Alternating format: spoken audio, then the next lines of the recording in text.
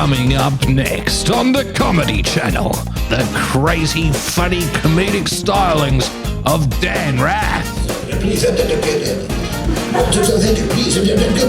Nobody's safe when the Rath Man takes the stage.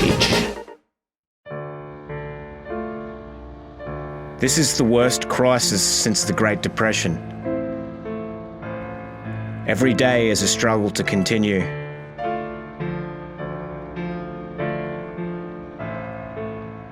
People are saying it's a Great Depression, but I don't think Dickensian wenches were getting ramen delivered by Colombians on tricycles. I did one shift at Boost Juice. I'm getting 70% of the median income to do ketamine on a Tuesday. Yeah, it's a Great Depression. I'm depressed, but it's great.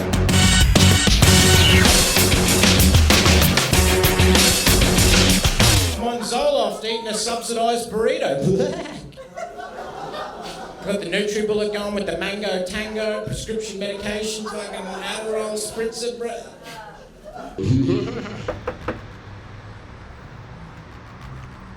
Dan Rath? Yeah, mate, delivery's here. It's all here. 5 PlayStation 5s, 2 new computers, squash racket and VR reality headset. I'll just get you to sign here. So what's all this, mate? JobKeeper.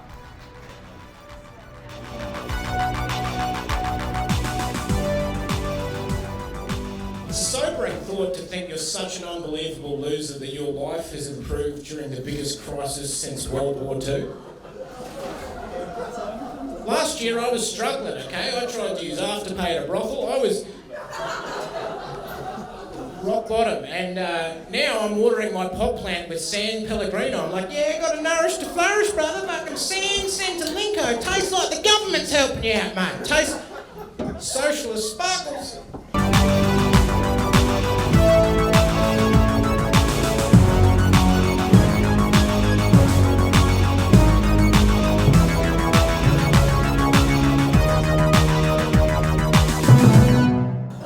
People blame the bat for this whole hullabaloo. I blame another flying creature, the pilot. Who do you blame more, the guy who accidentally takes a shit on the couch or the guy who spreads it around the house with a butter knife? Don't get me started on the passengers, my God. These jet setters, with their robust immune systems, going on these sun-drenched extravaganzas. They come back with the sniffles, and the result is a massacre of old people. Some 20-year-old going to Machu Picchu to build a tiki hut. Fuck you. I just watched my granddad get cremated on Zoom.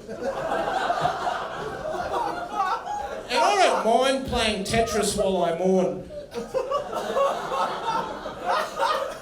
I'm not above multitasking, but it's a little distracting when you're on Pornhub during the eulogy. It's not respectful, do you know what I mean? It's like watching Schindler's List on an Apple Watch. It's not the right way to watch it. You've got to go to the Hoyt's Megaplex, get a Coke, sit back. Marinate in the tragedy there. For 3 months in lockdown, my only contact with the outside world was my Italian uncle, and he does not suffer fools. Se tu non esci, non ti preoccupare, non succede nulla. È inutile che scriva a me, che cazzo mi scriva a me, sta nella casa, non succede niente. Ma lei capite che ti potete portare o postare? My attitude to masks changed dramatically. I remember initially when I didn't have one and people started wearing masks, I started resenting them for thinking they were better than me, judging me through that samurai slit. But then as soon as I got a mask, I completely flipped. I was at Woolworths and I saw this guy just going bareback.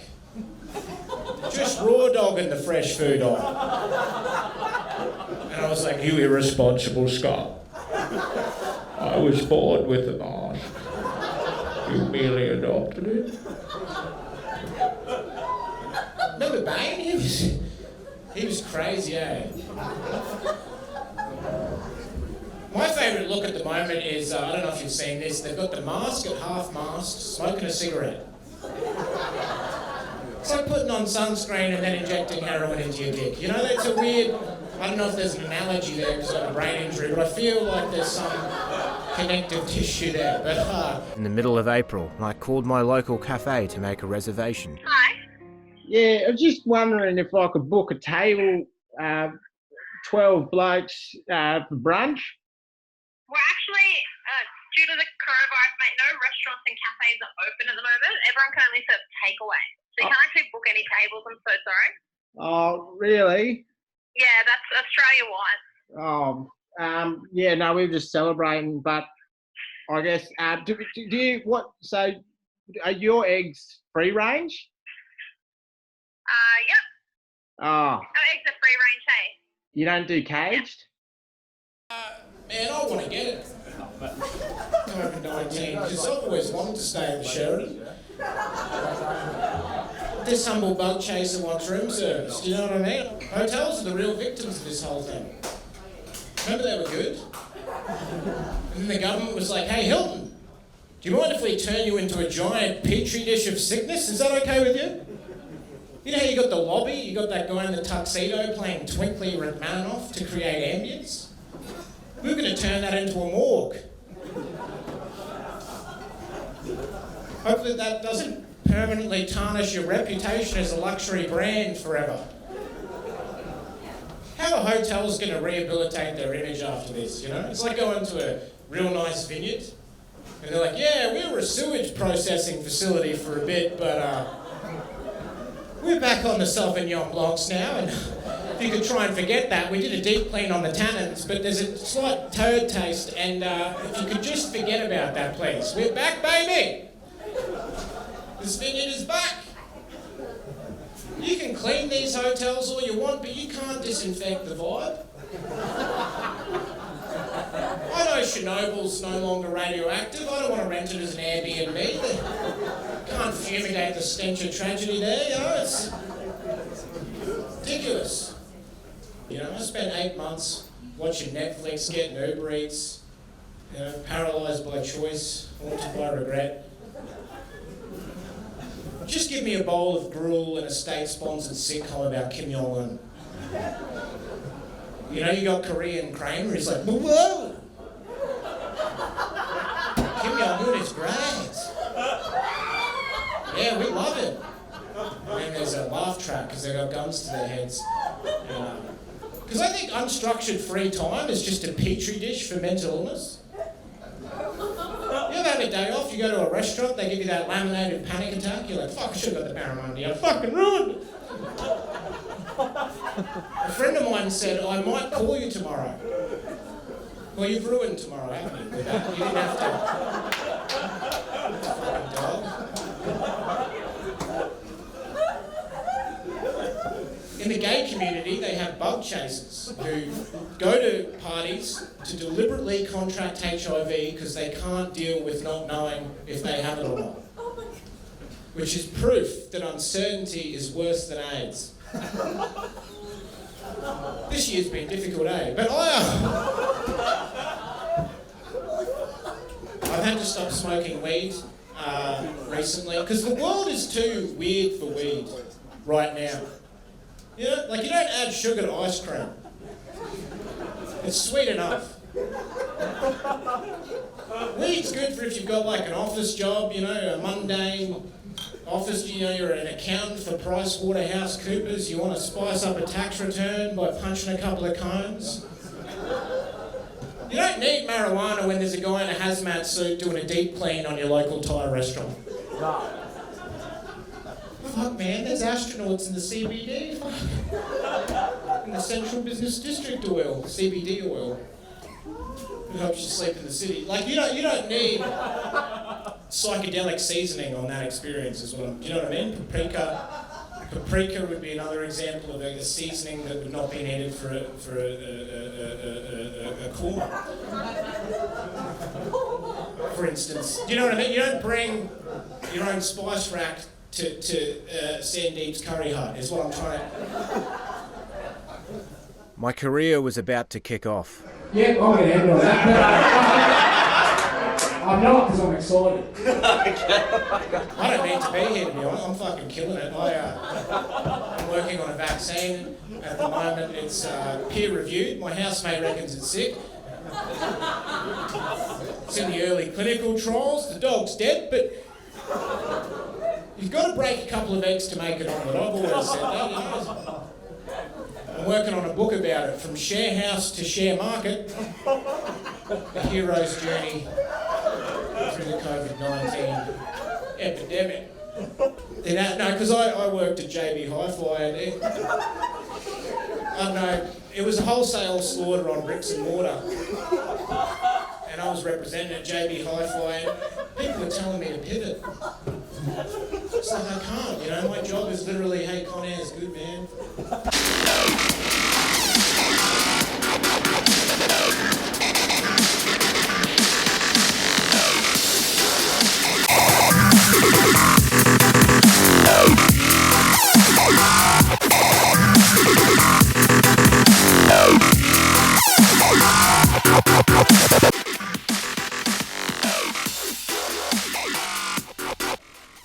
Oh, Deadpool. It's in the geopolitical thriller section, brother. I can't take that online. You know, I went online, just got cyberbullied for a few months, and you know, because you're on Google, and Google's free, but there's a hidden cost, which is that they know everything about you. They got all your data. But I don't care. I'm broke. I don't care if Mark Zuckerberg knows I like Adidas shoes. I got nothing.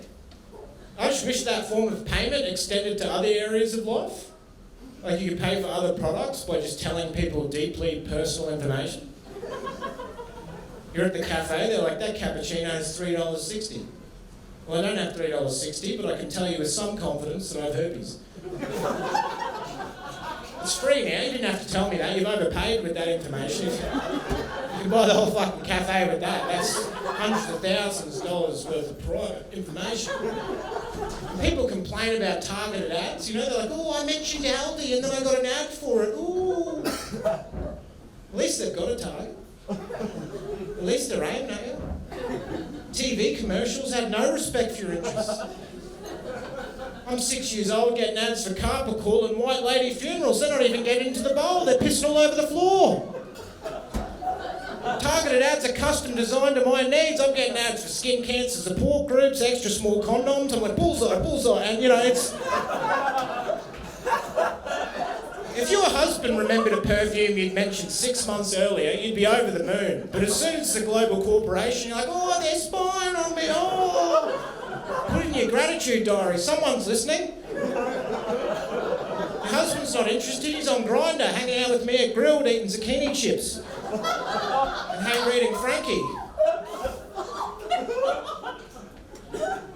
But the thing that really annoys me is these, you know, these tech startups.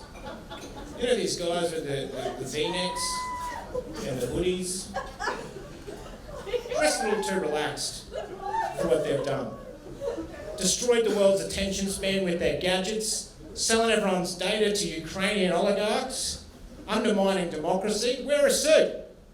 Do you think Hitler went around in board shorts and rollerblades, playing ping pong with Leni Riefenstahl?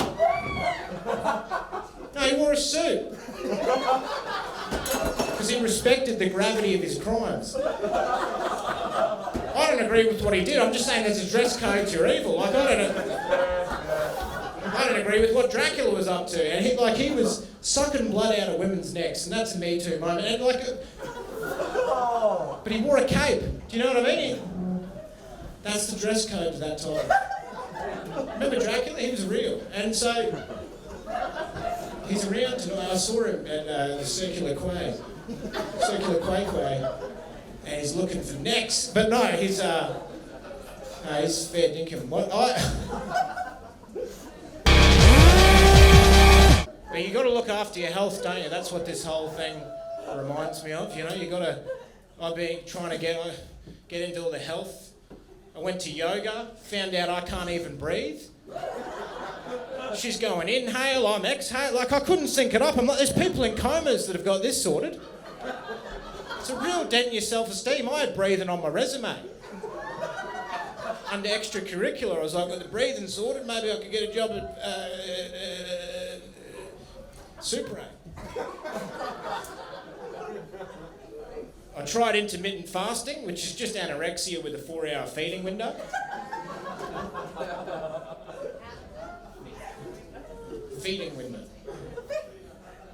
But you got to get healthy. My friend is real into health. You know, he's on the quinoa, he's on the cruciferous vegetables.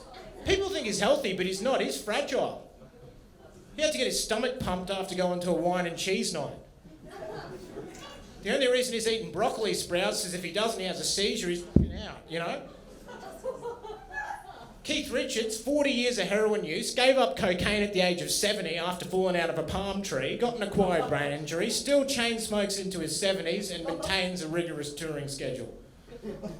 Put him on the cover of Men's Health. The vessel's healthy. It's not what you put in, it's the resilience of the container.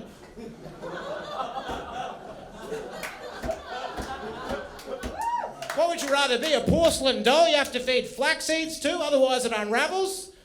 Or a corrugated tin shed you can pour arsenic into and it still thrives? Keith Richards won the genetic lottery, completely squandered it, he's still a billionaire. He's like that Greek mythical creature, the Hydra, where you cut one of its heads off, it grows 3 more. Like, he's smoking crystal meth, his liver's regenerating, he's got stem cells coming out of his asshole. If he takes a shit on your chest, it cures multiple sclerosis. I mean, the guy is a wizard. He's a friend of mine. Yeah, my favourite time was, remember mid-March? When it was all kicking off? Full panic? Apocalyptic vibes? My favourite place was Coles. Because they still played R&B. Playing Pitbull during Doomsday Prep. There's people ransacking shelves. I saw a guy in high-vis with a Hessian sack full of cannellini beans. People are ramming trolleys into it. Get the fuck out of the way! We're having a great time, yeah, girl. Get on the rooftop, pop that champagne, shit. You so nasty in the club. Get your tonighter. We get your titties out, girl. Yeah, every night, forever and ever at the club, girl. Everybody, tonight is nasty, the club. I'm like, the club's closed. It's been locked down. They should have been playing the soundtrack to Dunkirk. Dun dun dun dun dun dun dun dun dun dun dun dun dun dun dun. Drop acid, go into that. It'd be fucking sick. If the Coles radio DJ was a sommelier, he'd pair a Shiraz with a Krispy Kreme.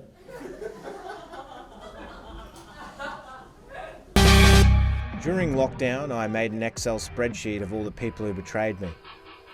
That was my sourdough.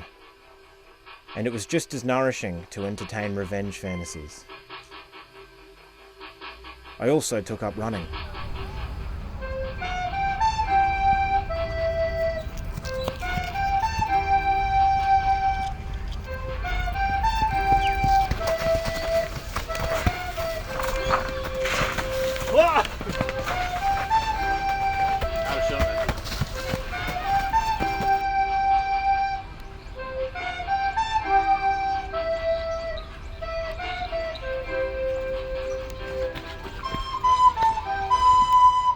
What is your guilty pleasure?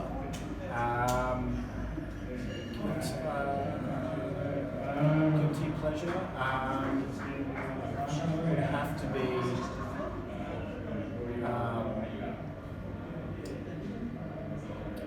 eating a packet of shapes.